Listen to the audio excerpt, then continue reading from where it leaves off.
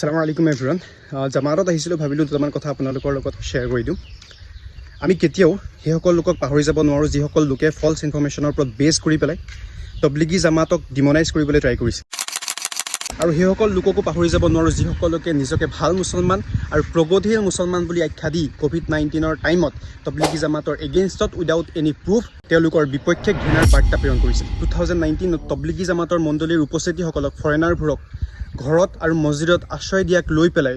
70জন ভাৰতীয় নাগৰিকৰ ওপৰত 16টা কেছ ফাইল কৰা হৈছিল যে এওঁলোকৰ কাৰণে কোভিড স্প্ৰেড হৈছে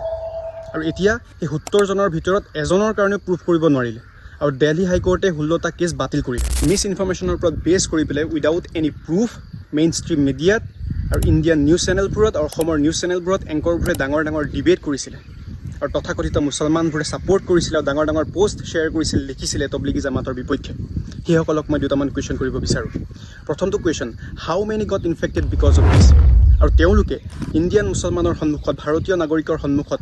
ক্ষমা খুজিবনে যে তেওঁলোকে যিবোৰ ইনফৰমেশ্যন শ্বেয়াৰ কৰিছিল সকলোবোৰ ভুৱা আছিল আৰু সেই ভুৱা ইনফৰমেশ্যনৰ ওপৰত বেছ কৰি যিবোৰে কেছবোৰ ফাইল কৰিছিল তেওঁলোকৰ ওপৰত কি একশ্যন লোৱা হ'ব এটা কথা মনত ৰাখিব আল্লাহ তাবাৰক ওয়া তাআলাই মুছলমানক সদায় সত্যৰ লগত খাৰা হৈ থাকিবলৈ হুকুম কৰিছে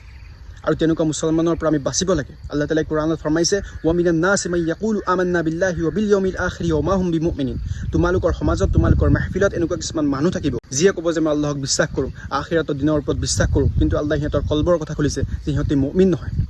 সিহঁতে আল্লাহক ধোকা দিব খোজে সিহঁতে মুমিনক ধোকা দিব খোজে